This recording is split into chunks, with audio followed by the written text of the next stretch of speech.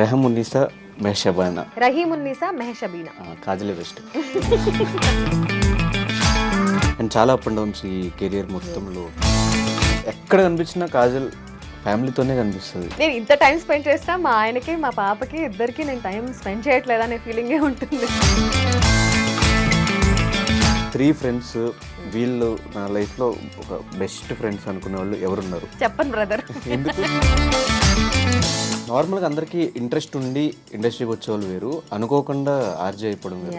మిర్రర్లో చూసుకొని అట్లా ఒకవేళ నేను యాంకర్ని అయితే ఎట్లా మాట్లాడతాను అని మాట్లాడుకోవడం. అండ్ ఈ ఆర్జే టు విజే ఇప్పుడు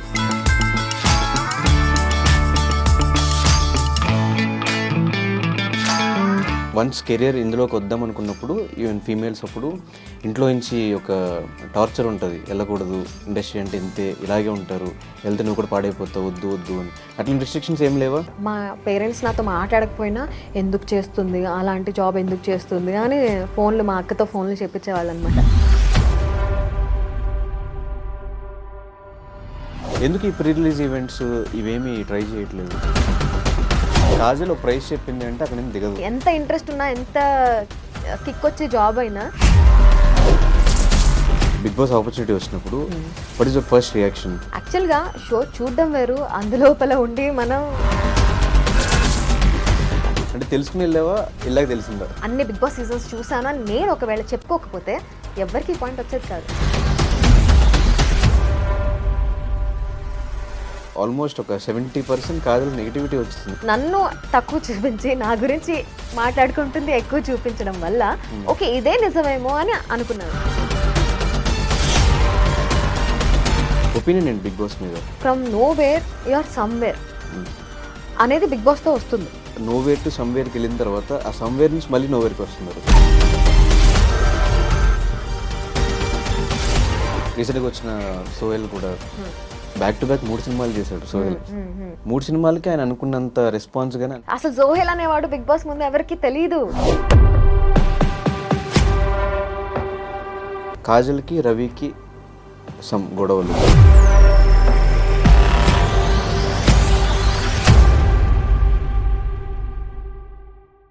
హాయ్ హలో నమస్తే, నేను మీ anchor Dhanush, welcome to iDream. ఈరోజు మనతో పాటున్న guest Bigg Boss fire brand RJ Kajal. తనతో మాట్లాడి మరెన్నో విషయాలు తెలుసుకునే ప్రయత్నం అయితే చేద్దాం. హాయ్ కాజల్. తనతో మాట్లాడి మరెన్నో విషయాలు తెలుసుకునే ప్రయత్నం అయితే చేద్దాం నీ గురించి అని. ఆల్మోస్ట్ ఇప్పటి వరకు సీజన్ 5 తర్వాత మాక్సిమం ఇంటర్వ్యూస్ ఇస్తూ ఉన్నావు కదా, అంతకుముందు చాలా రేర్, 1 or 2 ఉన్నాయి. సీజన్ 5 తర్వాత నుంచి అందరూ అడిగే క్వశ్చన్స్ బిగ్ బాస్ ఏంటి, బిగ్ బాస్ తర్వాత ఏంటి, ఫ్యామిలీ తర్వాత ఇవే అడిగారు తప్ప ప్రీవియస్ మనం 2007 నుంచి ఎవరు అడగలేదు. నాకు ఇప్పుడు ఈ ఇంటర్వ్యూలో మొత్తం 2007 నుంచి వాట్ ఈస్ యువర్ జర్నీ అని తెలుసుకోవాలి.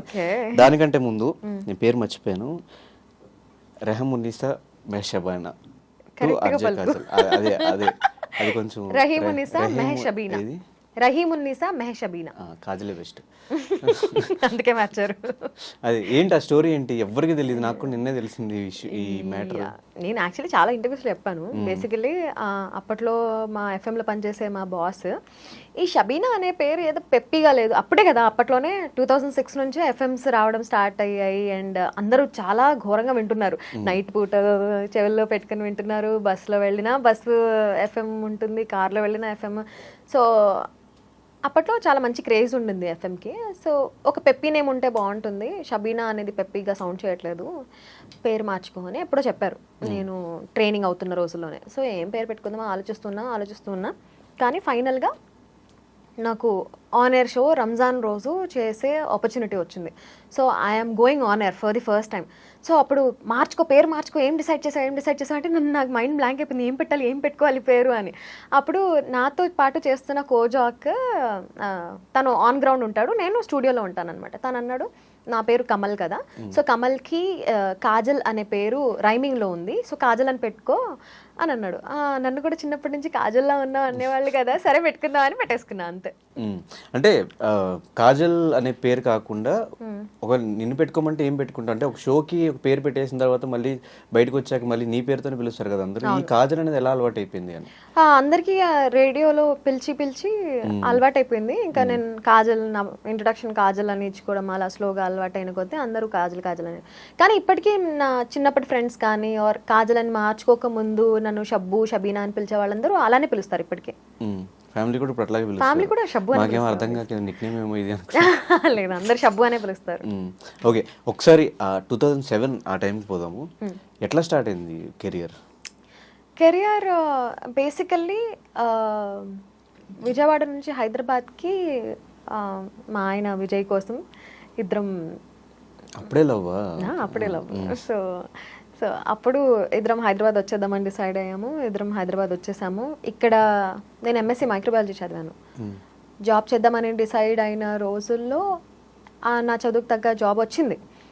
కానీ ఆ శాలరీ నంబర్ కానీ ఆ జాబ్ కానీ నాకు అసలు ఇంట్రెస్టింగ్గా అనిపించలేదు. పొద్దున్నుంచి సాయంత్రం వరకు ఒకటే చోట కూర్చొని ఆ స్ట్రీకులు వేసుకుంటూ కూర్చొని ఇంక్యుబేట్ చేసి ఇంతేనా నా జాబ్, అవి నోట్ చేసుకోవాలి, ఆ మెడిసిన్స్లో ఏమన్నా ఇన్ఫెక్షన్ కాదు ఆవు చెప్తా ఏంటి ఆ వర్డ్ గుర్తురావటం, మొత్తానికి చదువు మర్చిపోయాను నేను. సో ఉందో లేదో, కంటామినేషన్ ఉందో లేదో చెక్ ఇదేనా నా జాబ్ అని నాకు నచ్చలేదు. అండ్ శాలరీ ఫిగర్ కూడా అస్సలు నచ్చలేదు అనమాట. అవి నాకు సరిపోవు, ఖచ్చితంగా సరిపోవు ఆ డబ్బులు. సో నేను నా వల్ల కాదు బుజ్జి, నేను ఇది చేయలేను అని చెప్పాను. అప్పుడే గుర్తొచ్చింది, మా శ్రీకృష్ణ అన్నయ్య విజయవాడలో ఉన్నప్పుడు మేము సింగింగ్ కాంపిటీషన్స్కి వెళ్ళేవాళ్ళం. అన్నయ్య ఎఫ్ఎంలో పనిచేస్తున్నాడు కదా, సరే ఒకసారి అడిగి చూద్దామంటే అన్నయ్య కాల్ చేశాను. అన్నయ్య ఏమో అవుతున్నాయి ఆడిషన్స్, కానీ విజయవాడ ఎఫ్ఎంకి, అప్పుడు విజయవాడ ఎఫ్ఎం పెట్టబోతున్నారు అనమాట కొత్తగా, ఎఫ్ఎంకి తీసుకుంటున్నారు అంటే సరే ఏదో ఒకటి వెళ్ళి ట్రై అయితే చేద్దాము అని చెప్పి వెళ్ళి ఆడిషన్ ఇచ్చేసాను. సెలెక్ట్ అయిపోయాను, కానీ విజయవాడ ఎఫ్ఎంకి సెలెక్ట్ అయ్యాను. నేను మళ్ళీ విజయవాడ వెళ్ళాలనుకోవట్లేదు. మా శోభన మ్యామ్ ఫుల్ సపోర్ట్ చేసేవాళ్ళు, నాకు చాలా ఇష్టం నేనంటే. నా స్టోరీ మొత్తం కూర్చొని విన్నారు, నీ లవ్ స్టోరీ ఏంటి అది ఇది అని. So full supportive. ఆవిడ ట్రై చేసి మొత్తానికి హైదరాబాద్లోనే ఉండేలాగా చేశారు. సో హైదరాబాద్ జాబ్ కంటిన్యూ చేసుకున్నాను. నా శాలరీ ఫిగర్ కూడా నాకు నచ్చింది. ఇదంతా శాలరీ ఫార్మస్యూటికల్ కంపెనీలో వచ్చిన జాబ్ అది. నాకు 2500 అది పర్ మంత్. 2007లో. అప్పటికి అది ఎక్కువైనా? చాలా తక్కువ, 2500. ఇక్కడ 10,000 FM లో. 2007లో 10,000 అంటే it's like good amount. Daily ఉండక్కర్లేదు, 1 hour షో డైలీ ఉండాలి అంటే లైక్ 2-3 hours పొద్దున సాయంత్రం వరకు ఉండాలి. షో ఏమో 1 hour 2 hour, సో 2-3 hours, కానీ పొద్దున సాయంత్రం వరకు ఇక్కడ కూడా ఉండాలి. సో నార్మల్గా అందరికీ ఇంట్రెస్ట్ ఉండి ఇండస్ట్రీకి వచ్చేవాళ్ళు వేరు, అనుకోకుండా ఆర్జే అయిపోవడం వేరు. ఏ ఎక్స్పీరియన్స్ లేకుండా ఎవరి ఐడియా ఇది ఆర్జే గురించి చేయగలుగుతాను అని ఎప్పుడు అనిపించింది? అంటే చిన్నప్పటి నుంచి నాకు మా ఫ్రెండ్స్ అందరూ చెప్పేవాళ్ళు నీ వాయిస్ బాగుంది అని. నేను కూడా ప్రాంక్ కాల్స్ చేస్తూ ఉండేదాన్ని అందరికి. వాళ్ళు కూడా ఎవరెవరో స్ట్రేంజర్స్ కూడా మీ వాయిస్ చాలా బాగుందండి, ఓకే వాయిస్ బాగుంటే సరిపోతుంది అని అనుకునే థాట్ ప్రాసెస్ అప్పట్లో.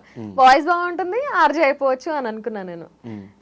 ఆర్జేస్ ఎవరిదన్నా షోస్ విన్నా ఆర్ ఎప్పుడన్నా యాంకర్స్ టీవీలో వచ్చే యాంకర్స్ షోస్ చూసినా I can do a better job అనిపించేది. సో అప్పుడు మిర్రర్లో చూసుకొని అట్లా ఒకవేళ నేను యాంకర్ని అయితే ఎట్లా మాట్లాడతాను అని మాట్లాడుకోవడం. సో అవన్నీ ఉన్నాయి కాబట్టి బ్యాక్ ఆఫ్ ద మైండ్, అన్నయ్య చేస్తున్నాడు కాబట్టి వెళ్దాము ట్రై చేద్దాము అని అనిపించింది. అండ్ ఆర్జే టు విజే ఎప్పుడు కన్వర్ట్ అయింది? ఇంకా వన్స్ ఎంటర్టైన్మెంట్ ఫీల్డ్లో అడుగు పెట్టిన తర్వాత నాకు అన్ని ఫీల్డ్స్లో 24 క్రాఫ్ట్స్లో అడుగు పెట్టేయాలి అని అనిపించింది. Movie language 24 crafts, but entertainment నేను చేయగలిగిన వాటిలో అన్నిట్లో నేను చేయాలి అని అనిపించింది. ఆర్జే తర్వాత డబ్బింగ్ ఆర్టిస్ట్ అవ్వాలి అని అనుకున్నా. ఒక్క సినిమాలో సిల్వర్ స్క్రీన్ పైన నా వాయిస్ వింటే చాలు అని అనుకున్నా.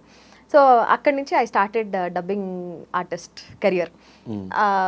చాలా మూవీస్కి డబ్బింగ్ చెప్పాను. బావా, మరో చరిత్ర, సావిత్రి, అవును 1, అవును 2, లడ్డు బాబు, పూర్ణకి, హీరోయిన్స్కి చాలా మందికి చెప్పాను. అట్లా చెప్పుకుంటూ ఓకే డబ్బింగ్ ఆర్టిస్ట్ కోరిక తిరిగిపోయింది, ఇప్పుడు విజే అవుదాము. విజే అవ్వడానికి కొంచెం చాలా ఇయర్స్ టైం తీసుకున్నాను. 2011లో మా ఆయనకి కార్ సర్ప్రైజ్ గిఫ్ట్ ఇచ్చాను అనమాట. గోల్డ్ మొత్తం తీసుకెళ్ళి తాకట్టు పెట్టేసి డౌన్ పేమెంట్ కోసం కట్టేసి ఓకే ఇప్పుడు డబ్బులు సంపాదించాలి, ఏం చేయాలి, ఇంకేమైనా ఎక్స్ట్రా కెరియర్ ఉండాలి, ఓకే విజయ్ ఏం చేయొచ్చు కదా అని అప్పుడు కరెంట్ కాజల్ షో అని ఒక కొత్త షో స్టార్ట్ చేశారు ఒక టీవీ ఛానల్ వాళ్ళు. అక్కడి నుంచి నేను విజయ్ కెరియర్ స్టార్ట్ చేశాను ఇన్ 2012. బట్ అది కూడా ఎక్కువ రోజులు చేయలే. ఆ ఛానల్ ఈ ఛానల్ చిన్న చిన్న ఛానల్స్లో చాలా షోసే చేశాను. బట్ 2015లో ఈటీవీ ప్లస్ మస్త్ టైం పాస్ అనే షో చేశాను. ఇంకా దాని తర్వాత చిన్నప్పుడు ఇంత ఉండేవాడిని మస్తు టైం పాస్కి. బచ్చగాడివిరా. అట్లా బీజే కెరియర్ స్టార్ట్ అయింది. అంటే చాలామంది వన్స్ కెరియర్ ఇందులోకి వద్దాం అనుకున్నప్పుడు ఈవెన్ ఫీమేల్స్ అప్పుడు ఇంట్లో నుంచి ఒక టార్చర్ ఉంటుంది, వెళ్ళకూడదు, ఇండస్ట్రీ అంటే ఇంతే, ఇలాగే ఉంటారు, వెళ్తే నువ్వు కూడా పాడైపోతావు, వద్దు వద్దు అని. అట్లా రిస్ట్రిక్షన్స్ ఏం లేవా? అండ్ దట్ ముస్లిమ్స్ ఫ్యామిలీస్ నుంచి ఇంకా ఎక్కువ ఉంటాయి.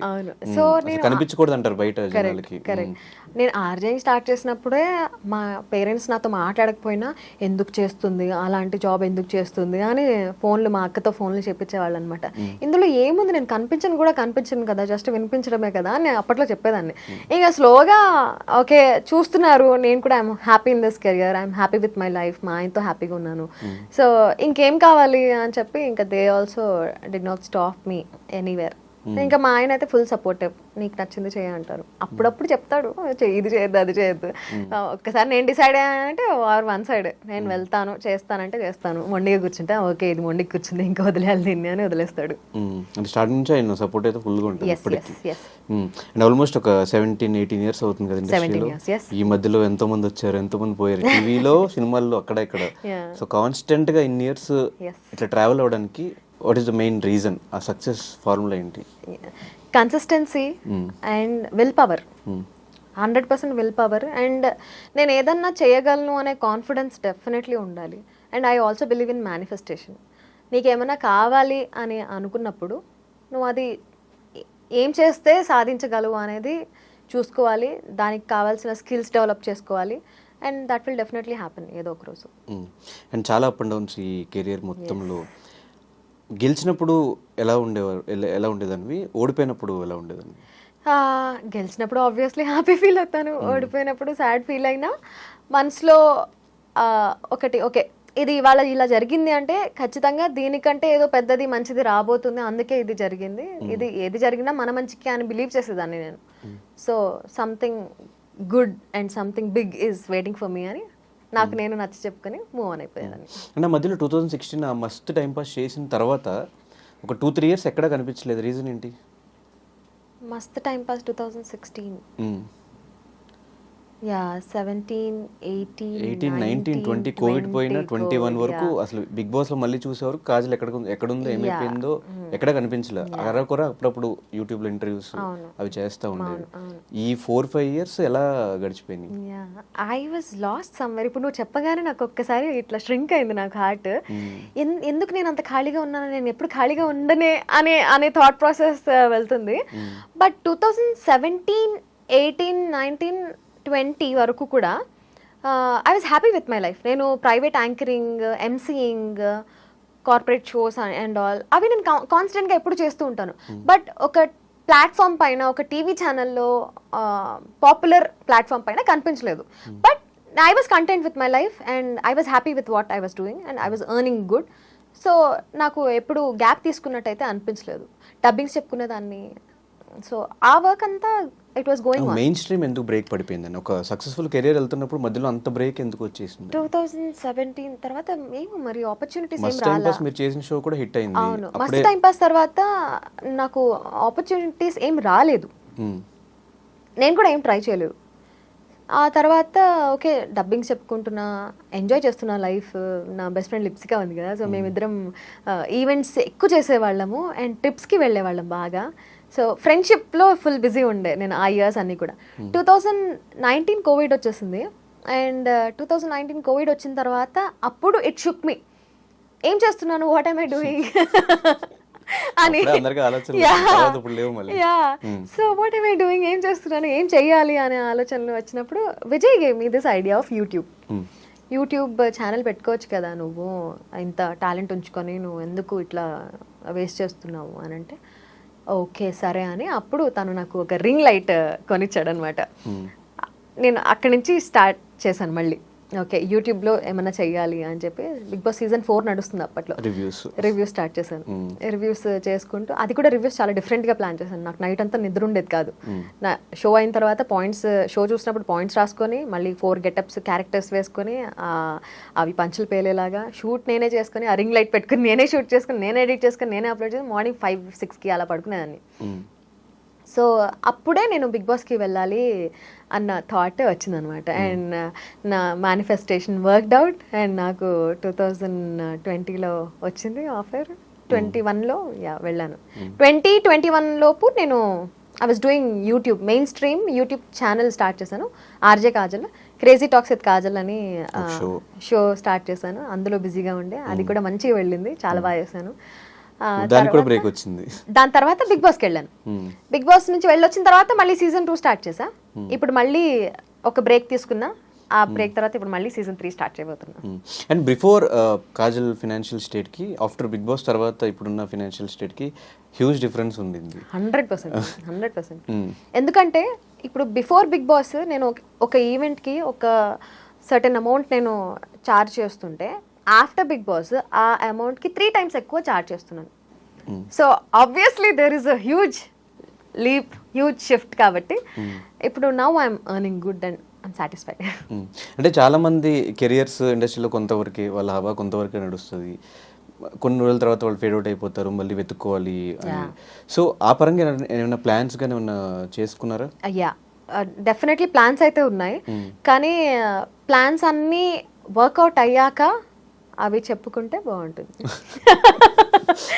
I'm someone who believes in okay చెప్పుకుంటే పనులు అవ్వవు, అందుకే చెప్పుకోను. సో బిగ్ బాస్ ఆపర్చునిటీ వచ్చినప్పుడు what is your first reaction? అంటే అప్పటివరకు సీజన్ చూసి దాని రివ్యూస్ చెప్పుకుంటూ, అండ్ బిగ్ బాస్ అంటే చాలా ఇష్టం అని సీజన్ 5 చూసిన అందుకు అర్థమైపోతుంది. ప్రీవియస్గా హిందీ, తెలుగు అన్ని లాంగ్వేజ్ బిగ్ బాస్ సీజన్స్ అన్ని చూసి వచ్చినట్టు అనిపించింది. ఏ టాస్క్ ఎలా ఆడాలి, ఎక్కడ ఏం మాట్లాడాలి, ఏంటి మొత్తం ప్లాన్ చేసుకుని వచ్చినట్టు అనిపించింది. ఆ బిగ్ బాస్ జర్నీ అంతా ఎలా అనిపించింది? బిగ్ బాస్ ఫస్ట్ వచ్చిన తర్వాత నా రియాక్షన్ వాస్ ఒక పువ్వు ఇట్లా బ్లూమ్ అవుతుంది కదా, so my heart Bloom like that. Wow my God, yes I did it, finally I got this opportunity అని చాలా హ్యాపీ ఫీల్ అయ్యా. ఫస్ట్ మా ఆయనకు చెప్పా, తర్వాత మా అక్కకి చెప్పా.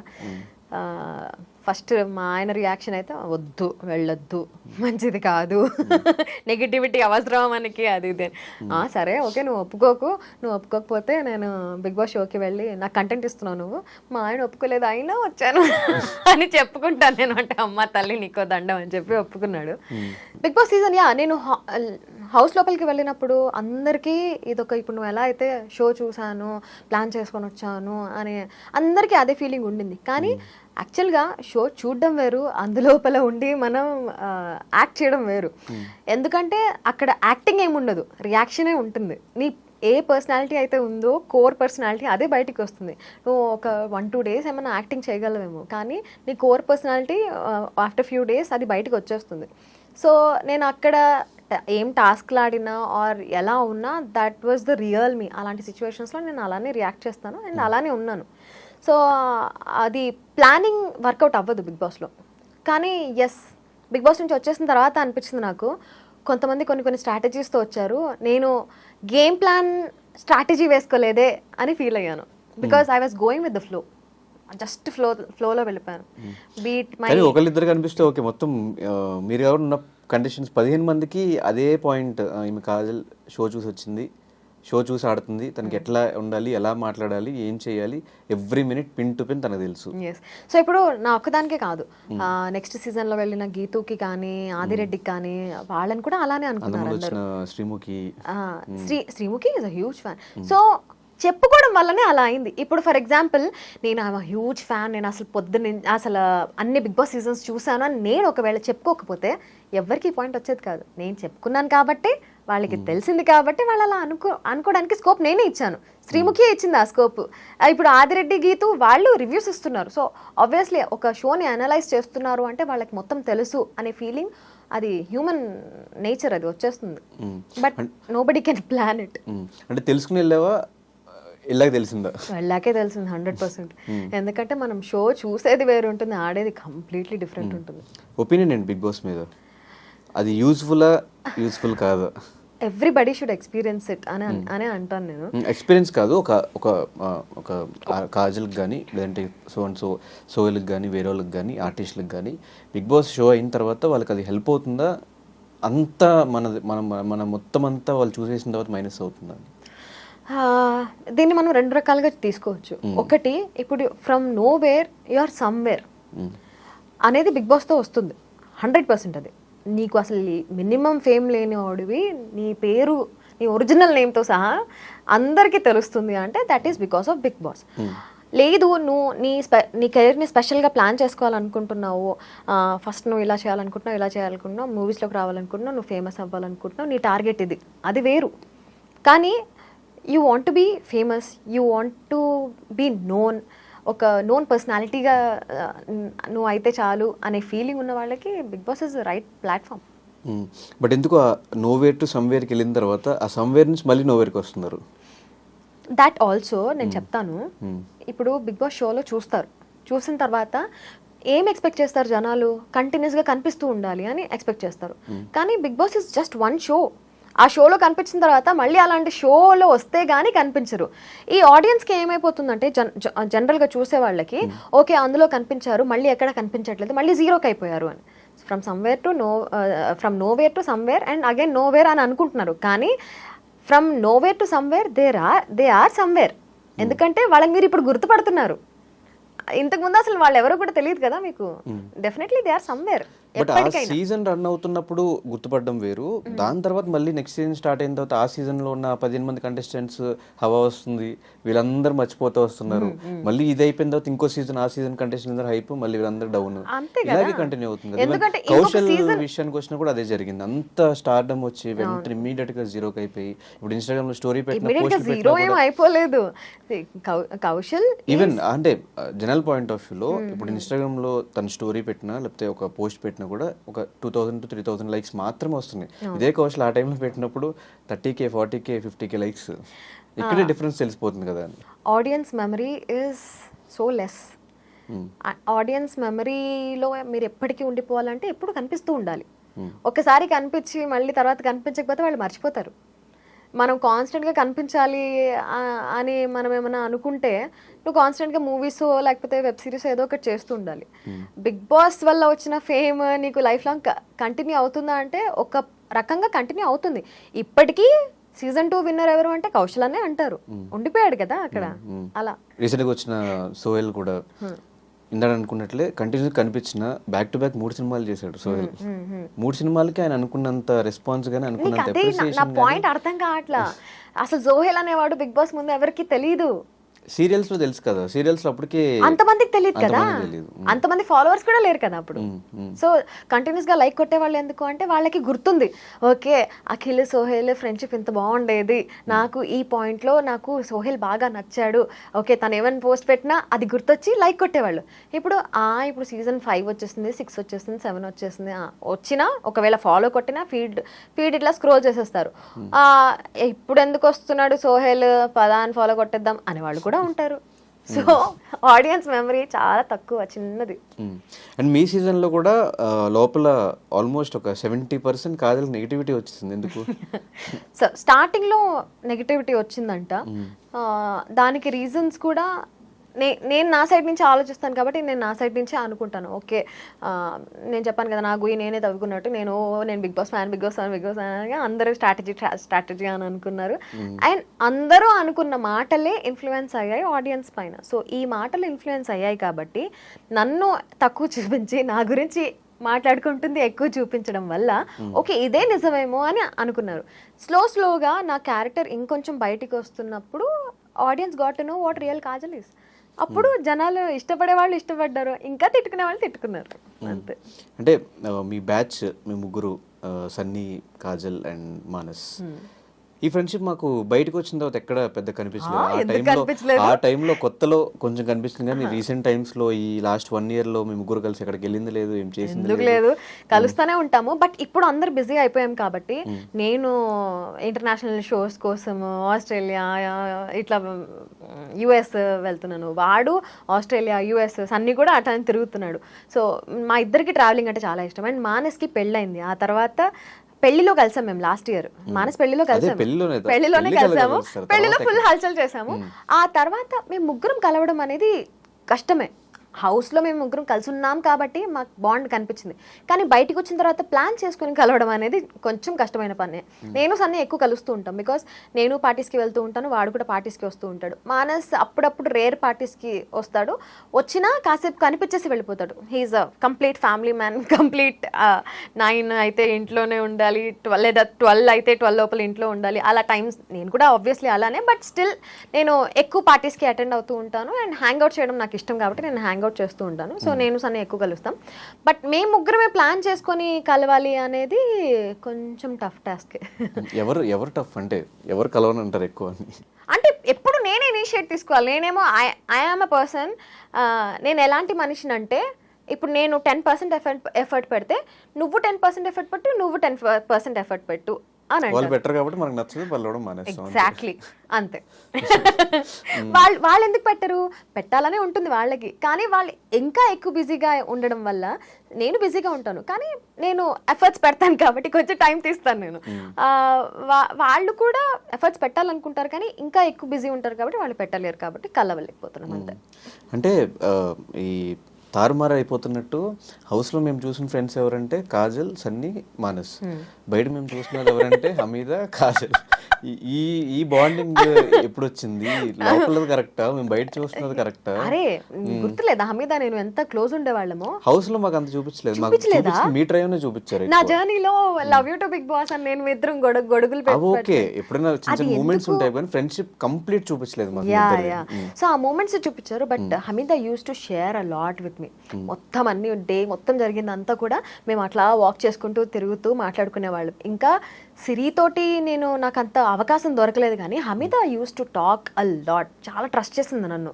ఒకే ఒక్క పాయింట్లో హమీదా ఆ టాస్క్లో తను ఎలిమినేట్ అయిపోయే వీక్ ముందు టాస్క్లో తను నాకు వర్స్ట్ పర్ఫార్మర్ కూడా ఇచ్చింది.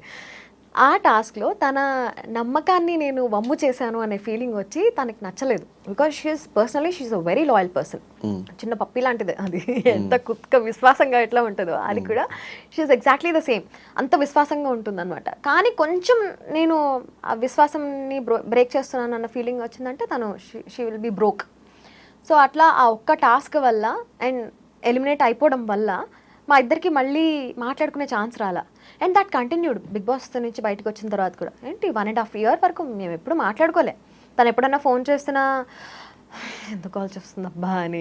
అండ్ లిటరల్లీ మానస్ ఎంగేజ్మెంట్కి వెళ్ళేటప్పుడు మానస్ కాల్ చేసి అరే హమీదా కూడా వస్తుంది అంటే సన్నీతో నేను అరే హమీదా ఎందుకు వస్తుందిరా ఇప్పుడు మాతో పాటు అన్న హ్యాపీగా మన ఇద్దరం వెళ్ళేవాళ్ళం కదా అని అనుకున్నా. తర్వాత వచ్చింది, కూర్చుంది ఫ్లైట్లో, పక్కన కూర్చుంది.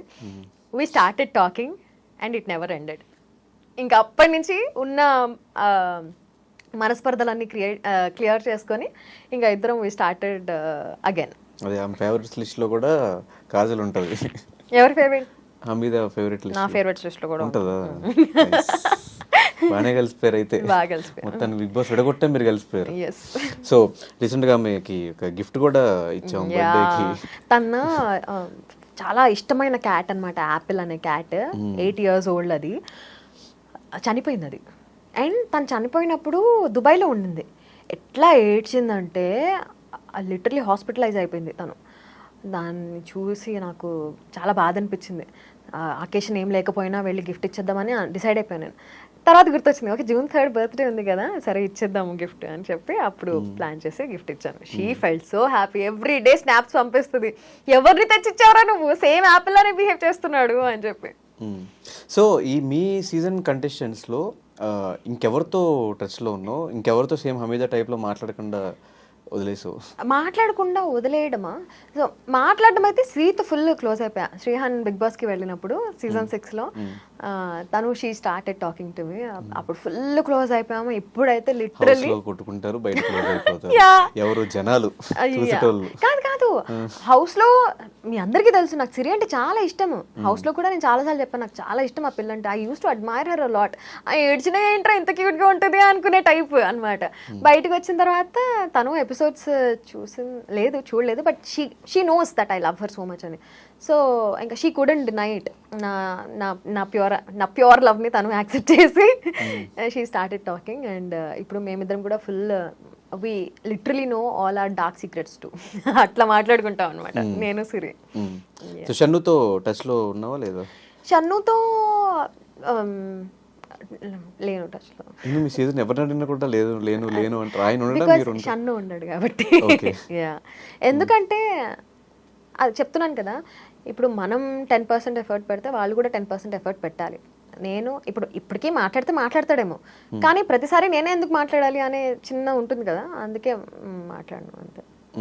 అండ్ ఆ మధ్యలో నేను విన్నది అంటే బిగ్ బాస్ కంటే ముందు నుంచే కాజల్కి రవికి సమ్ గొడవలా? కాజల్కి రవికి బిగ్ బాస్ ముందు ఫుల్ ఫ్రెండ్షిప్. బక్రీద్కి బిర్యానీ తీసుకెళ్ళి ఇచ్చేదాన్ని నేను.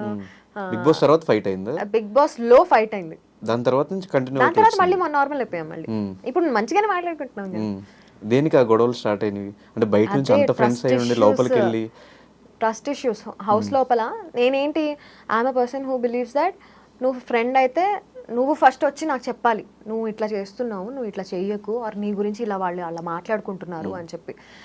కానీ హౌస్ లోపల బిగ్ బాస్కి వెళ్ళే ముందు కూడా క్వారంటైన్లో కూడా మేమిద్దరం మాట్లాడుకున్నాం, అరే మంచి ఫ్రెండ్స్గా ఉందాంరా మన ఇద్దరం, అసలు ఫుల్ ఫ్రెండ్షిప్ అంటే ఇదే, దోస్తులా ఉందాంరా మన ఇద్దరం అని డిసైడ్ అయ్యాం మేమిద్దరం. కట్ చేస్తే హౌస్ లోపలికి వెళ్ళిన తర్వాత షన్ను వచ్చి చెప్పాడు, లోబో నిన్ను తిట్టుకుంటున్నాడు, నువ్వు లోబోతో కొంచెం జాగ్రత్తగా ఉండు అని. సరియు వచ్చి చెప్పింది, అరే లోబోతో కొంచెం జాగ్రత్తరా, లోబో తిట్టుకుంటున్నాడరా నువ్వు నిన్ను అని. రవి కదా వచ్చి చెప్పాలి, షన్ను నాకు తెలీదు, సరియు నాకు తెలీదు, రవి కదా వచ్చి చెప్పాలి. రవి ఒక్కడే నాకు బాగా క్లోజ్ బయట. ఎంత చిన్నదానికి గొడవలు వేసుకున్నారు. అరే this is huge for me, this is very huge for me. So వాళ్ళు చెప్పకుండా నువ్వు ఫ్రెండ్ అన్నాడు, నువ్వు చెప్పకుండా వాళ్ళు చెప్పారు అంటే, లేదు లోబో ఎప్పుడు అలా బిహేవ్ చేయలేదు అంటాడు, నువ్వు మళ్ళీ ఆన్ టాప్ ఆఫ్ ఇట్ అబద్ధం చెప్తున్నావు, అది ఇంకా నచ్చలేదు నాకు. సో అట్లా గొడవలు అట్లా పెద్దవయ్యి హౌస్ లోపల రచ్చరచ్చయ్యాయి అనమాట. So Kajal commercial non commercial? 100% commercial అని చెప్పను నేను. కమర్షియల్ ఉండాల్సిన చోట కమర్షియల్ ఉంటా, నాన్ కమర్షియల్ ఉండాల్సిన చోట నాన్ కమర్షియల్ ఉంటా. అంటే రవి పక్కా commercial, anchor Ravi. What you mean by పక్కా కమర్షియల్ చెప్పు? అంటే పేమెంట్స్ విషయంలో చాలా స్ట్రాంగ్ ఉంటారని ఒకటి, ఫ్రీగా ఏది చేయరని ఒకటి, ఈవెన్ ఫ్రెండ్స్ అయినా కూడా, ఫ్రెండ్స్ అయితే చేస్తాం కదా. ఫ్రెండ్స్ ఆఫ్ కోర్స్ చేస్తాం, నేను కూడా ఫ్రీగా చేస్తాను ఫ్రెండ్స్ అయితే. అందుకే అడుగుతున్నా, కమర్షియల్ నాన్ కమర్షియల్? లేదు, కమర్షియల్ ఉంటాను నేను కూడా 100%. ఎందుకంటే నా టైం నా ఎఫర్ట్స్ నేను పెడుతున్నాను అంటే. నువ్వు ఫ్రీగా, నేను ఒక చిన్న ఎగ్జాంపుల్ చెప్తాను. మా పాప ప్రాజెక్ట్ కోసము పిజ్జా బాక్సెస్ ఉంటాయి కదా, అది ఖాళీ పిజ్జా బాక్స్ కావాలి అని చెప్పింది. సరే ఏదో ఒక పిజ్జా హౌస్కి వెళ్ళి అడిగితే ఇస్తారు కదా అంటే, సరే అని చెప్పి వెళ్ళి ఒక ఫేమస్ బ్రాండ్ దగ్గరికి వెళ్ళి అడిగింది. అడిగితే ఆ బాక్స్ ఫ్రీగా ఇవ్వనన్నారు. అంటే సరే ఇంకొక పిజ్జా హౌస్ ఉంది కదా దానికి వెళ్దామని చెప్పి అక్కడికి తీసుకెళ్ళా. అక్కడికి వెళ్తే అక్కడ ఫ్రీగా ఇచ్చారు. అప్పుడు ఏమని తెలుసా వచ్చి, ఐ థింక్ ఈ పిజ్జా హౌస్ వాళ్ళకి బిజినెస్ లేదు కదా అందుకే ఫ్రీగా ఇచ్చేసారు, ఆ పిజ్జా హౌస్ వాళ్ళు ఫుల్ బిజీ కదా అందుకే వాళ్ళు ఫ్రీగా ఇవ్వలేదు. సో అక్కడ ఈ చిన్న ఎగ్జాంపుల్తోనే నీకు అర్థమైపోతుంది, నీ వాల్యూ నువ్వు ఉంచుకోవాలి అంటే నువ్వు ఏది ఫ్రీగా చేయకూడదు. అక్కడే నువ్వు ఫ్రీగా చేసావంటే నీ వాల్యూ టప్పమని పడిపోతుంది. సో నా వాల్యూ నేను దించుకోవాలనుకోవట్లేదు కాబట్టి నేను ఏది ఫ్రీగా చేయను. అండ్ ఎక్కడ కనిపించినా కాజల్ ఫ్యామిలీతోనే కనిపిస్తుంది. రెస్టారెంట్కి వచ్చిన, పార్టీకి వచ్చిన, ఇక్కడికి వచ్చిన మ్యాక్సిమం 90% హస్బెండ్తో పిల్లలతోనే ఉంటుంది. ఈ ఫ్యామిలీ టైం ఎలా ఎంజాయ్ చేస్తున్నావు? నేను చాలా ఎంజాయ్ చేస్తాను నా ఫ్యామిలీ టైం. నేను ఇంత టైం స్పెండ్ చేసినా మా ఆయనకి మా పాపకి ఇద్దరికి నేను టైం స్పెండ్ చేయట్లేదు అనే ఫీలింగే ఉంటుంది. బికాస్ నేను ఫోన్లో కూడా ఫ్రెండ్స్తో బాగా టైం స్పెండ్ చేస్తాను. And I love spending time with friends also with family. అంటే నా మనసుకి బాగా దగ్గర ఉన్న వాళ్ళతో నాకు టైం స్పెండ్ చేయడం చాలా ఇష్టం. సో అన్ని మేనేజ్ చేసుకుంటా, అందరినీ బాగా మేనేజ్ చేస్తా. ఎట్లా మీ love story? Inter religion marriage. ఎలా ఒప్పించావు? ఏం జరిగింది అసలు స్టోరీ? స్టార్టింగ్ లో బాగా గొడవలు అయ్యాయి మా ఇంట్లో కూడా. ఎవరు అసలు, నాకు ఈ డౌట్ ఎప్పటి నుంచో ఉంది. నార్మల్ గా మనం మాట్లాడుకుంటున్నప్పుడు అంటే రెగ్యులర్ గా ఎవరి గురించి మాట్లాడుకున్న, ఇండస్ట్రీలో ఎవరిని చూసినా కూడా ఆమెకేంట్రా కోటీశ్వరం చేసుకుంది, అరే వాళ్ళ ఆయన ఫుల్ సెటిల్డ్ అందుకే చేసుకుందేమో, ఇట్లా రెగ్యులర్ మన కమెంట్స్ కూడా అవే వస్తూ ఉంటాయి. అరే వాడు రిచ్ రా అందుకే చేసుకుందేమో, ఇట్లా కమెంట్స్ వస్తూ ఉంటాయి కదా. నీ లైఫ్ లో ఇలా జరిగిందా, లేకపోతే ఇద్దరు స్ట్రగుల్ అవుతూ ఎదిగారా? అఫ్ కోర్స్ ఇద్దరం స్ట్రగుల్ అవుతూనే ఎదిగాము. మేమిద్దరం when we started loving each other, నేను స్టూడెంట్ని, విజయ్ వాళ్ళ డాడ్ వాళ్ళ బిజినెస్ దాంట్లో he was doing a job విజయవాడలోనే. అంటే లిటరలీ వాళ్ళ డాడ్ బిజినెస్లో హెల్ప్ చేస్తున్నట్టు. సో ఇద్దరం వీఆర్ నోవేర్, కానీ ఇద్దరం from nowhere we went to హైదరాబాద్లో జాబ్ సంపాదించుకున్నాడు తను, హైదరాబాద్లో వచ్చిన తర్వాతే నేను జాబ్ సంపాదించుకున్నాను. సో అక్కడి నుంచి ఇప్పుడు వరకు ఏం చేస్తున్నా తను జాబ్ చేస్తూ జాబ్ వదిలేసి బిజినెస్ స్టార్ట్ చేశాడు, నేను జాబ్ చేస్తూ వదిలేసి ఫ్రీలాన్సింగ్ వర్క్ చేస్తున్నాను. సో అట్లా నేను అనుకుంటాను ఓకే విజయ్ లేకపోయి ఉంటే అసలు నాకు ఈ కెరీర్ ఉండేది కాదేమో అని. విజయ్ కూడా అనుకుంటాడు ఓకే నేను లేకపోయి ఉంటే తన కెరియరే అసలు ఇలా ఉండేది కాదేమో, వాళ్ళ నాన్న దగ్గరే ఇంకా పనిచేసుకుంటూ ఉండేవాడేమో, లేదా ఇంకేం చేస్తుండేవాడో, అసలు నాకు హోప్లెస్ ఆర్ క్లూలెస్ కెరియర్ ఉండేదేమో అని. So we give credit to each other and we love each other. So ఎలా పరిచయం విజయ్? మా ఇంటి పక్కనే వాళ్ళ డాడ్ బిజినెస్ ఉండేదన్నమాట, సైనేజ్ బిజినెస్, మొత్తానికి ప్రింటింగ్ ఉండేది. సో అక్కడ ఒక రోజు వెళ్ళాను నేను కూడా ఒక ఫ్లెక్స్ ప్రింట్ చేయించుకుందాం, అప్పట్లో కొత్తగా వస్తున్నాయి అనమాట ఫ్లెక్సీస్ అవి. సో బర్త్డేస్కి ఫ్లెక్సీస్ పెట్టడం అప్పుడే స్టార్ట్ చేస్తారు. అప్పటి వరకు అసలు ఫోటో పెట్టి హ్యాపీ బర్త్డే అని పెట్టి 2005 ఐ వాజ్ స్టూడెంట్ అప్పట్లో. సో అది చూసి సరే మా అక్క వాళ్ళ పాపకి ఇది గిఫ్ట్ ఇద్దామని ఫస్ట్ టైం వాళ్ళ ఆఫీస్కి వెళ్ళడం. అక్కడ వెళ్ళిన తర్వాత పరిచయం అయింది, చూసుకున్నాము, తర్వాత నంబర్స్ ఎక్స్చేంజ్ చేసుకున్నాం, మాట్లాడుకున్నాం, ఈమెయిల్స్ చేసుకున్నాం. ప్రపోజ్ చేశాడు. ఈమెయిల్స్ కంటే ముందే ఉండేవి కదా ఫోన్స్, ఈమెయిల్సే. ఈమెయిల్స్ ఇంటర్నెట్ అంటే ఈమెయిల్సే, స్నాప్చాట్ వాట్సాప్ అట్లాంటివి ఏం లేవు కదా. అదే చేసుకునేవాళ్ళం. ఇంటర్నెట్ షాప్కి వెళ్ళి అవును చేసుకునేవాళ్ళం. ప్రపోజ్ చేశాడు, నో అన్నాను. నీకోసం ఏమైనా చేస్తా అంటే ఎస్ అన్నాను. తర్వాత ఇంట్లో నో అన్నారు, తర్వాత మేము ఎస్ అనుకున్నాము, వెళ్ళిపోయాము. లేచిపోయి తీసుకున్నారా? ఫైట్లు, జంపింగ్లు, మామూలుగా కాదు. 2-3 సార్లు వెళ్ళిపోయాను నేను ఇంట్లో నుంచి, మళ్ళీ తీసుకొచ్చారు, మళ్ళీ వెళ్ళిపోయాను, మళ్ళీ తీసుకొచ్చారు, అట్లా అయింది. మొత్తానికి లాస్ట్కి పాప పుట్టిన తర్వాత పేరెంట్స్, నాన్నగారు ఒక్కళ్ళు కొంచెం అడమెంట్గా ఉండే, తర్వాత పాప పుట్టిన తర్వాత ఆయన కూడా కలిసిపోయారు. ఇప్పుడు యూఆర్ ఆల్ హ్యాపీ. ఇప్పుడు అమ్మ నాన్న ఎక్కువ సపోర్ట్ చేస్తారు ఇప్పుడు నా కోసం.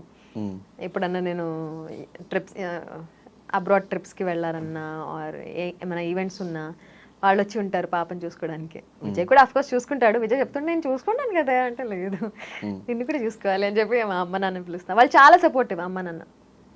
ఇప్పుడు వచ్చిన క్వశ్చన్ ఫ్లోలో వచ్చింది, అన్ని సంవత్సరాలు చూసుకున్న పేరెంట్స్ గ్రేటా, అప్పుడే పరిచయమే లవ్ ఉన్న ఆయన గ్రేటా? ఎందుకు ఆ డెసిషన్ తీసుకోవాల్సి వచ్చింది? వెళ్ళిపోవాలి అంటే ఇంకో 1 year ఆగు 2 years ఆగు ఒప్పించే పెళ్లి చేసుకున్నాం అనే పాయింట్లో ఎందుకు లేరు? 18-20 years పెంచిన పేరెంట్స్ గొప్ప, లేకపోతే 60-70 years కలిసి ఉండే పార్ట్నర్ ఎక్కువ అంటే ఎలా చెప్తారు ఎవరన్నా? అదే ఆ టైంలో మైండ్ సెట్ ఎలా ఉంది? ఒక అంటే తెలిసి తెలియని ఏజ్ లో బయటకు వచ్చేసావా, లేదంటే ప్రాపర్ గా ఆలోచించుకునే బయటకు రావడం జరిగింది? ఆలోచించి ప్లానింగ్ తో అయితే తీసుకున్న స్టెప్ కాదు. నేను లైఫ్లో కానీ ఆర్ బిగ్ బాస్లో కానీ అన్ని ఫ్లోలో చేసినవే. సో ఇది ఏమైందంటే ఒక మాటల యుద్ధం జరిగినప్పుడు ఓకే ఇంకా నా వల్ల కాదు అని అనుకున్నప్పుడే నేను ఈ డెసిషన్ తీసుకున్నా. ఓకే ఇంకా నేను I cannot take this anymore అనిపించినప్పుడే. సో ఇంట్లో జరిగిన గొడవల్లో, మాటల్లో కొన్ని అలా చెప్పలేదు. ఎవరు గ్రేటో చెప్పలేదు, ఎవరు గొప్ప ఇద్దర్లో? ఇప్పుడు ఒకవేళ నేను మామ్ కాకముందు ఈ క్వశ్చన్ అడుగుంటే అఫ్ కోర్స్ మా ఆయన గొప్ప అని చెప్పుండేదాన్ని. ఎందుకంటే నేను అమ్మ నాన్నను వదిలేసి నేను ప్రేమ కోసం వచ్చేస్తాను కాబట్టి. ఇప్పుడు now I'm a ma'am. So పిల్లలకి పేరెంట్స్కి ఉండే అటాచ్మెంట్ ఏంటి అండ్ ఆ లవ్ ఏంటి నాకు తెలుసు. ఇప్పుడు ఎవరు గొప్ప అంటే నేను ఖచ్చితంగా చెప్పలేను. నేను ఇద్దరు గ్రేట్, రెండు కళ్ళలో ఏది గొప్ప అంటే ఏం చెప్తారు? సో ఆ మదర్హుడ్ ఎలా అనిపించింది? Oh my God, that's beautiful and precious. అప్పటి వరకు ఉన్న నొప్పులన్నీ దాని ఫేస్ చూడగానే మాయం హుష్కాకి. అది ఎవరు ఎక్స్ప్లెయిన్ చేయలేరు అబ్బా. నువ్వు ఎనీ మదర్ ఎనీ ఫాదర్ని కూడా అడుగు, అసలు ఎక్స్ప్లెయిన్ చేయలేరు, వర్ణనాతీతం.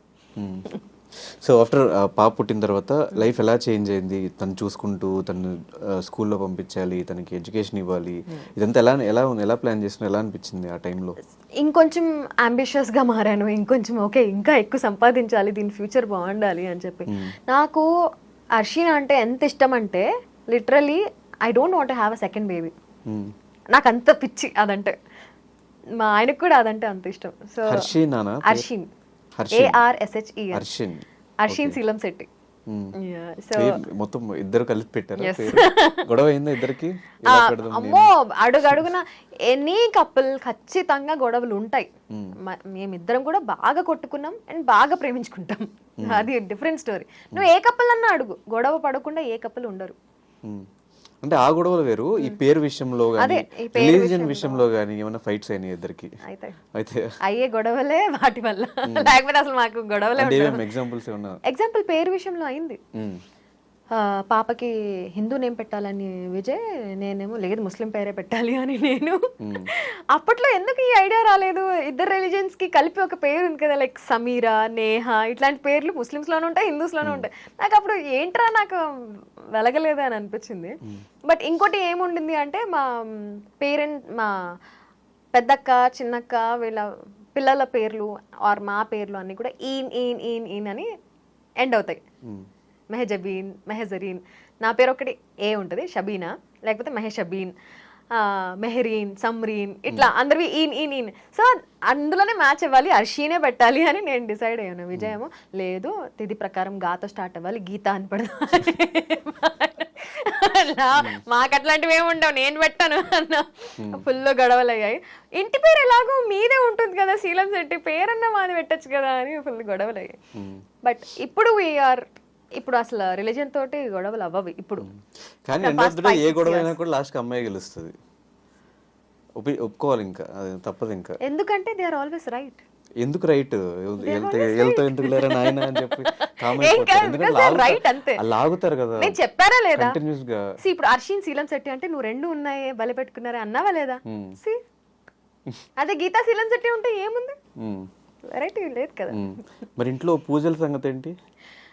I never say no to him and he never says no to me. ఏమున్నా వాళ్ళ సైడ్ నేను వెళ్తాను, మా సైడ్ తను కూడా వస్తాడు. కాకపోతే వాళ్ళ సైడ్ వెళ్ళినప్పుడు నేనేం పెట్టను, ఎందుకంటే ఇప్పుడు కూడా ఇది చూస్తే మా అమ్మ నాన్న వాళ్ళు వేసుకుంటారు నన్ను. సో వాళ్ళ సైడ్ అందుకే నాకు ఇన్స్టాగ్రామ్లో ఆర్ పర్సనల్గా మెసేజెస్ పెడుతూ ఉంటారు, ఎప్పుడు మీవే పెట్టుకుంటారేంటి వాళ్ళే పెట్టుకోరేంటి అని. నేను పెట్టుకుంటాను మావి, వాళ్ళే పెట్టాలంటే విజయ్ పెట్టుకోవచ్చు కదా. నేను I never judge or I never say no to him.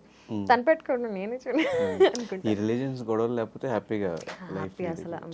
So ఒకప్పుడు బిగ్ బాస్ ముందు కాజల్కి ఉండింది ఏంటి, లేనిది ఏంటి, ఇప్పుడు ఉండింది ఏంటి? నాకు తెలిసి ఇల్లు, కారు. లేదు, బిగ్ బాస్ ముందు కూడా కారు ఉండింది, కానీ ఇంత లగ్జూరియస్ ప్రీమియం కార్ లేదు. ఫ్లైటే, అది ఫ్లైట్. కార్ టూర్ ఉందా? లేదు, ఉంది ఉంది బ్లాగ్ కార్ టూర్ ఒకసారి యూట్యూబ్ లో చూడండి, మొత్తం ఫ్లైటే. అది లాగితే పైకి వెళ్ళిపోద్ది. ఇంత పెద్ద ఎల్ఈడి స్క్రీన్ ఉంటుంది. Yeah, so fame obviously. Bigg Boss కి ముందు ఫేమ్ లేదు, బిగ్ బాస్ తర్వాత ఫేమ్ ఉంది. మళ్ళీ ఒకవేళ ఆపర్చునిటీ వస్తే వెళ్ళని రెడీగా ఉన్నావు? 100% వెళ్తాను ఈసారి.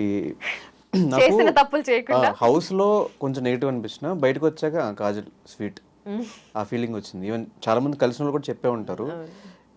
ఎందుకు అప్పుడు నెగిటివ్ చూపించారా? మరి లోపల సిచ్యువేషన్స్ ఎలా ఉన్నాయా? అసలు అందరికీ అన్ని సైడ్స్ ఉంటాయి అబ్బా, నెగిటివ్ అండ్ పాజిటివ్ అందరివి ఉంటాయి. నువ్వు జడ్జ్ చేయొచ్చా 1 hour షో చూసి 24/7 కాకుండా 1 hour షో చూసి? కానీ కొన్ని సిచ్యువేషన్స్ జడ్జ్ చేయాల్సి వస్తుంది. కొన్ని సిచ్యువేషన్స్ లో ఇప్పుడు ఆనీ మాస్టర్ బెస్ట్ ఎగ్జాంపుల్. ఆవిడ ఎంత స్వీట్ తెలుసా, షీఈస్ వెరీ స్వీట్. కానీ ఒకటే ఏంటి, ఆవిడ ఫట్టమని రియాక్ట్ అయిపోతారు. ఆవిడ చిన్నపిల్లల మెంటాలిటీ. సో అలాంటి వాళ్ళని నువ్వు ఎలా జడ్జి చేస్తావు? నువ్వు 1 hour షో చూసి అలాంటి వాళ్ళని జడ్జ్ చేయడం రాంగ్ అంటాను నేను. బికాజ్ 1 hour షో చూసి ఆవిడ నెగిటివ్గా అనిపిస్తుంది, ఆవిడని తిట్టేసుకుంటూ ఉంటారు.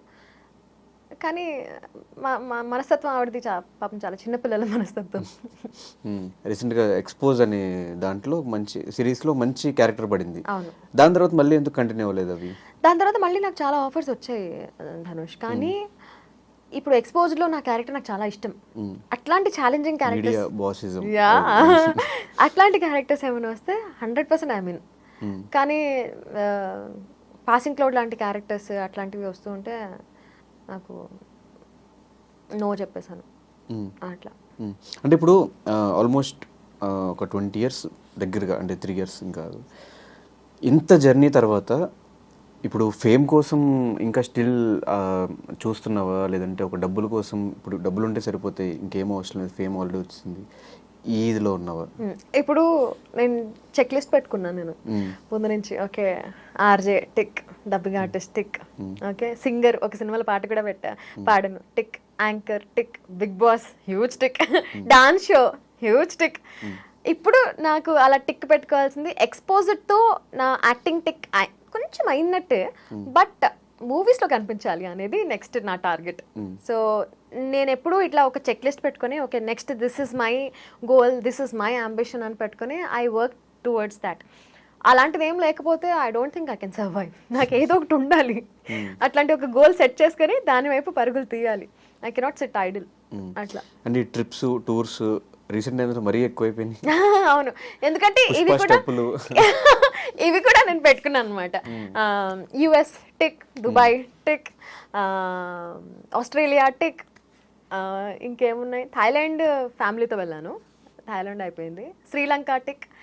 అండ్ నెక్స్ట్ నా లిస్ట్లో ఉన్నది జపాన్, సౌత్ కొరియా, చైనా కూడా. China obviously, China is a beautiful country, చూడొచ్చు హ్యాపీగా. చూడండి కానీ ఏం తీసుకురాకండి. బహ్రెయిన్, జింబాబ్వే, ఇట్లా ఇంకా మొత్తం ఆల్ ఓవర్ వరల్డ్ చూడాలి అనేది ఉన్నాయి. ఇంకా సో టిక్స్ పెట్టుకోవాల్సినవి ఇంకా చాలా ఉన్నాయి. సింగర్ కాజల్ కూడా టిక్ పెట్టేసుకోలేము. పెట్టుకున్నాగా, చెప్పాగా, వినలేదా ఫ్లోలో? ఒక సినిమాలో పాడాను నేను, హేమచంద్ర మ్యూజిక్ డైరెక్షన్ లో. యా, పెట్టేసుకున్నాను. కానీ మేమందరం చూసింది శ్రీదేవి రామకం. Yeah, thanks to director Pradeep garu, thank you so much అండి. సో ఫైనల్ గా బిగ్ బాస్ టాపిక్ మీద ఒక ఆర్జేగా, ఒక యాంకర్గా, ఒక హోస్ట్గా, అంటే RJ is complete different, host is complete different, ఒక వీజేగా ఎలా చెప్తావు? ఆర్జే మానసి కొన్ని సంవత్సరాలు అయింది కాబట్టి ఇప్పుడు అడుగుతున్నాను నేను, గుర్తుందా లేదా అంటే రూట్స్ మర్చిపోము. Once an RJ always an RJ. ఇప్పటికీ నా పేరులో ఆర్జే కాదు. కానీ ఇప్పుడు ఆర్జే కెరీర్ ఎలా ఉంది ఇప్పుడున్న వాళ్ళకి? ఇప్పుడున్న వాళ్ళకి చేస్తున్నారు, ఎఫ్ఎం స్టిల్ నడుస్తున్నాయి, వాటికి యాడ్స్ వస్తున్నాయి, రెవెన్యూ చూస్తున్నారు. అంటే వింటున్నారా స్టిల్ జనాలు? నేనైతే వినట్లేదు. నువ్వు వింటున్నావా? నేను వినట్లేదు. మీరు వింటున్నారా? కింద కమెంట్ చేయండి. కార్లో వెళ్ళినా కూడా మనం బ్లూటూత్ కనెక్ట్ చేసుకుని మన సాంగ్స్ ఏ స్పాటిఫై, ఏ యాపిల్, యూట్యూబ్ మ్యూజిక్ వింటున్నామే తప్ప. మీరున్నప్పుడు మీరు చైతు నువ్వు మీరందరూ చేస్తున్నప్పుడు కొంచెం బాగా ఇది. చైతు ఇప్పటికీ చేస్తున్నాడు. ఆర్జింగ్ స్టైల్లో చెప్పమంటావు. Hello, good morning Hyderabad. మీరు వింటున్నారు కాదు, చూస్తున్నారు, వినడంతో పాటు ధనుష్తో పాటు ఆర్జే కాజల్ని. మరి ఆర్జే కాజల్ ఆర్జే లాగా బిగ్ బాస్ గురించి ఏం మాట్లాడుతుందంటే ఏం చెప్పాలండి. బిగ్ బాస్ అయితే ఒక మంచి షో, నాకు చిన్నప్పటి నుంచి బాగా ఇష్టమైన షో. హిందీలో చూశాను, తమిళ, కన్నడ, ఈ అదర్ లాంగ్వేజెస్ నేనైతే చూడలేదు. కానీ అందరూ అలా అనుకుంటున్నారు, బట్ అలా అనుకోవడంలో తప్పు కూడా లేదు. ఎందుకంటే నేను ఆడిన విధానం చూసి అందరూ స్ట్రాటజీ క్వీన్ అని పేరు పెట్టేశారు. అండ్ ఆ పేర్లలో నాకు నెగిటివిటీ వచ్చిందా, పాజిటివిటీ వచ్చిందా అంటే నేనైతే ఏం చెప్పను. ఎందుకంటే ఎండ్ ఆఫ్ ద డే నాకు పాపులారిటీ అయితే వచ్చింది కదా. ఇంకా ఆర్జేయింగ్ గురించి, ఇంకా ఆర్జే స్టైల్లో బిగ్ బాస్ గురించి చెప్పాలంటే నాకు ఇంకేం చెప్పాలో అర్థం కావట్లేదు. కాబట్టి ఇక్కడ ఆపేద్దాం అనుకుంటున్నాను. సో రావట్లేదు.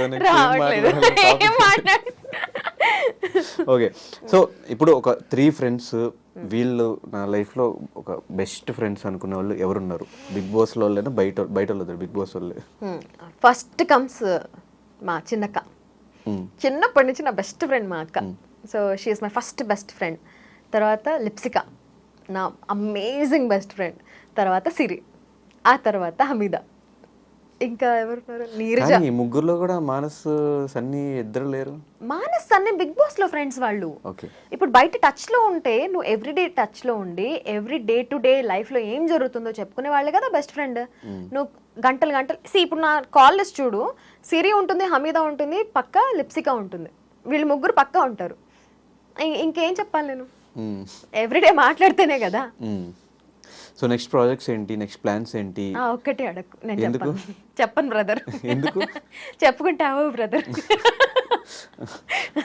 కమింగ్ అప్ కాజల్ ఇంకెలా చూడొచ్చు అని ఇన్ని చెప్పాను కదా. సో మూవీస్ లో ఇంకా యాక్టింగ్ కెరియర్ ఇంకా కొంచెం డెవలప్ చేసుకోవాలనుకుంటున్నాను. I see my future there. So ఇంకా యాక్టింగ్ బాగా చేయాలి, యాక్టింగ్ ప్రాజెక్ట్ సంపాదించాలి అనుకుంటున్నాను. ఎవరు favourite actor? Junior NTR, Allu Arjun, Ram Charan. Okay, interviews చేస్తున్నావు కాబట్టి ఎవరు best guest? Aishwarya Rai. Oh my God, she is so sweet. ఎంత స్వీట్ అంటే మిస్ వరల్డ్ అన్ని ఇండస్ట్రీస్లో పనిచేసింది, ఇంటర్నేషనల్గా కూడా వర్క్ చేస్తుంది. బట్ అస్సలు ఎంత డౌన్ టు ఎర్త్ అంటే she treated me so well and she's just the best Aishwarya Rai. ఎప్పటికీ మర్చిపోలేను. సో బెస్ట్ ఫీల్డ్ ఏంటి? ఆర్జేనా, field ఆ? ఇంటర్వ్యూయింగ్, లేదంటే ఇన్ఫ్లుయెన్సింగ్ అబ్బా. Influencer, being an influencer is amazing. ఎందుకు డబ్బులు వస్తాయన బాగా డబ్బులు వస్తాయి, పని తక్కువ ఉంటుంది, బాగుంటుంది. యా, అండ్ వ్యూస్ వస్తూ ఉంటే, కమెంట్స్ వస్తూ ఉంటే, not only brands and all, నీకు ఇన్స్టాగ్రామ్లో ఒక రీల్ పెట్టి అది ఫుల్ వైరల్ అయినప్పుడు, ఏమైనా క్రియేటివ్ కాంటెంట్ చేసినప్పుడు, నేను విజయ్ కలిసి ఒక ఎయిర్పోర్ట్లో ఒక బీజిఎం, మన్మధుడు బీజిఎం మీద ఒక రీల్ చేసాం. That gave me a high, ఎందుకంటే అది నా క్రియేటివిటీ. సో దానికి మనుషులు చూస్తున్నారు, వ్యూస్ పెంచుతున్నారు, లైక్స్ పెంచుతున్నారు, మిలియన్స్లో లైక్స్, ల్యాక్స్లో shares. That is another level high. కానీ ఈ కంటెంట్ చేయాలి అంటే ఎలా ఎక్కడున్నా ఏం జరుగుతున్నా ఇక్కడేమైనా కంటెంట్ చేయొచ్చు, ఎక్కడైనా కంటెంట్ చేయొచ్చు. మొన్న ఫ్లైట్ మిస్ అయితేనే మొత్తం దాని మీద ఒక కంటెంట్ క్రియేట్ చేసి కంటెంట్ పెట్టేసి ఇన్స్టాలో పోస్ట్. ఎవరు? మీరే. India Pakistan, exactly. యా, అవును. అండ్ ఇన్ఫ్లుయెన్సింగ్ నాకు రీసెంట్గా నచ్చుతున్న ఇది, బట్ నాకు all time favourite is anchoring. That to live emceeing. Live audience ఉంటారు, మనం స్టేజ్ పైన ఉంటాము, మైక్ పట్టుకొని మాట్లాడుతుంటే అక్కడ ఉన్న వాళ్ళందరూ వింటారు, నవ్వుతారు. అండ్ అక్కడి నుంచి వాళ్ళని మనం స్టేజ్ మీదకి పిలవడం, ఆర్ మనం స్టేజ్ దిగి అక్కడికి వెళ్ళడం, మైక్ పట్టుకుని మాట్లాడడం, దట్ ఈస్ అంటే లైవ్ చూడొచ్చు ఆడియన్స్ని. ఎందుకు ఈ ప్రీ రిలీజ్ ఈవెంట్స్ ఇవేమి ట్రై చేయట్లేదు? ప్రీ రిలీజ్ ఈవెంట్సా? రిలీజ్ ఈవెంట్స్ కానీ ప్రెస్ మీట్స్ కానీ చేశాను నేను, బట్ చాలా లిమిటెడ్గా ఉన్నాయి. నేను కనుక్కున్నది ఏంటంటే, కాజల్ ఒక ప్రైస్ చెప్పింది అంటే అక్కడ నుంచి దిగదు, ఆ ప్రైస్కి అయితే మాకు వర్కౌట్ అవ్వదు. ఇప్పుడు కొంతమంది చేస్తున్న వాళ్ళు పేర్లు చెప్పను, ప్రైస్ కూడా చెప్పను, వాళ్ళు చేసిన ఎంతైనా వాళ్ళకి మంత్లీ వచ్చే ఈవెంట్స్ ఒక 10 to 15. కాజల్ ఈ ప్రైస్ కి మంత్ కి ఒకటే, 2 months కి ఒకటే. ఎందుకు ప్రైస్ తగ్గించుకోవట్లేదు? ఇంట్రెస్ట్ ఉన్నప్పుడు ఎందుకు ప్రైస్ తగ్గించుకోవట్లేదు? ఇష్టం ఉన్నప్పుడు ఎందుకు ఆ price? Press meets, pre release events లో నీకు లైవ్ ఆడియన్స్ ఇంటరాక్షన్ ఉండదు. ఇప్పుడు లైవ్ ఇంటరాక్షన్ కదా మొత్తం. థియేటర్స్ లో ఏఎంబీస్ లోనే పెడుతున్నారు ప్రెస్ మీట్స్ అంతా, ఆడియన్స్ అందరిని పిలుస్తున్నారు, గ్యాదరింగ్స్ అవుతున్నాయి. బట్ సి, ఎంత ఇంట్రెస్ట్ ఉన్నా, ఎంత కిక్ వచ్చే జాబ్ అయినా, if there is no fuel in it, మనకి ఎక్కడ. అదే చెప్తున్నా, మంత్ కి 10 ఈవెంట్స్ వచ్చినప్పుడు 10 ఈవెంట్స్ కి కలిపి ఏదైతే నీకు ఒక ఈవెంట్ కి వస్తున్న ప్రైస్ కి ఒక 3 times ఎక్స్ట్రా వస్తుంది కదా, వై డోంట్ యు ట్రై అని. ఎందుకు వస్తుంది?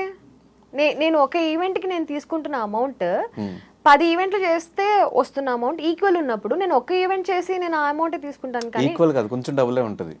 దేంది? ఎక్కువ ఈవెంట్స్ చేస్తేనా? ఎక్కువ ఈవెంట్స్ చేస్తే ఏమో, నేను ఆ టైం ని ఇక్కడ ఇన్ఫ్లుయెన్సింగ్ దాంట్లో కేటాయిస్తే ఇంకా ఎక్కువ సంపాదించుకుంటాను కదా. అయితే ఇప్పుడు డబ్బుల కోసం ఉన్నట్టే కదా. See, whatever you call it, నాకు రెండు ఉండాలి, వర్క్ సాటిస్ఫాక్షన్ ఉండాలి అండ్ డబ్బులు కూడా ఉండాలి. మెయిన్ ప్రిఫరెన్స్ డబ్బులే. మెయిన్ ప్రిఫరెన్స్ ఎక్కడ? ఇప్పుడు రెండు ఉండాలంటున్నాను కదా. సో రెండు ఉండాలి, జాబ్ సాటిస్ఫాక్షన్, వర్క్ సాటిస్ఫాక్షన్ కూడా ఉండాలి, డబ్బులు కూడా ఉండాలి. ఇప్పుడు నీకు డబ్బులు రావట్లేదు, వర్క్కి వెళ్ళాలి అంటే నువ్వు వెళ్తావా? బట్ ఎంతో కొంత వస్తుంది దీనివల్ల. నాకు ఒక వరుసగా ఒక 10 days నాకు షెడ్యూల్ రెడీగా ఉంటుంది అనుకుంటే నేను పోతా. ఏమో, నేను I would rather spend my time with my loved ones. Okay, nice, good answer, very good. Yeah, thank you Kajal, మా స్టూడియోకి వచ్చి మాకు మీ విలువైన సమయాన్ని, సమాచారాన్ని ఇచ్చినందుకు. అండ్ డెఫినెట్గా నెక్స్ట్ ప్లాన్ చేసుకునే కెరియర్ కూడా ఆ విష్ లిస్ట్ అంతా కూడా ఫిల్ అయిపోవాలి, ట్రిప్స్ అండ్ టూర్స్ వేయాలి. నెక్స్ట్ సీజన్ 3 కూడా సక్సెస్ఫుల్గా వెళ్ళాలి. నెక్స్ట్ ఇంకో ఆపర్చునిటీ వస్తే మళ్ళీ బిగ్ బాస్ పోవాలని మనస్ఫూర్తిగా కోరుకుంటూ, ఫైనల్గా నీకు కూడా మంచి బిగ్ బాస్ ఆపర్చునిటీ రావాలి, నువ్వు కూడా వెళ్ళాలని మనస్ఫూర్తిగా కోరుకుంటున్నాను. మీ సపోర్టర్స్కి ఎప్పుడు అంటే బర్త్డే వచ్చినా, ఒకవేళ మీరు మర్చిపోయినా, మీ పెళ్లి రోజు వచ్చినా, మీ పాప బర్త్డే వచ్చినా, మీరు మర్చిపోయిన వాళ్ళే ఒక 3-4 days నుంచి ముందు నుంచే మీకు ఆ పోస్టర్లు పంపించి వాళ్ళు ఎడిట్ చేసి డిజైన్ చేసి మీ ఆ బ్యాచ్ అందరికి ఏం చెప్తారు? కొంతమంది లాయల్గా ఉన్నారు, కాన్స్టెంట్గా వాళ్ళు సపోర్ట్ చేసేవాళ్ళు. ఆర్ సన్నీ, మానస్, కాజల్, ఎస్ఎంకే ఎడిట్స్ అని అట్లా ఉన్న వాళ్ళు చాలా కొంతమంది ఉన్నారు. చూసి ఎంత ఓపిక అబ్బా వీళ్ళకి అనిపిస్తుంది. ఇప్పటికీ మా ముగ్గురివి ఎడిట్ చేసి పెడుతూ ఉంటారు, ట్యాగ్స్ చేస్తూ ఉంటారు, చూసి నవ్వుకుంటాను. మళ్ళీ ఒక్కసారి 3 years బ్యాక్ వెళ్ళిపోతాను. So thank you so much అందరికీ. నేను ఇంతకు మించి నేను ఏం చెప్పలేను. Thank you so much from the bottom of my heart. మీ టైంని నా కోసం స్పెండ్ చేస్తూ నన్ను ఇంత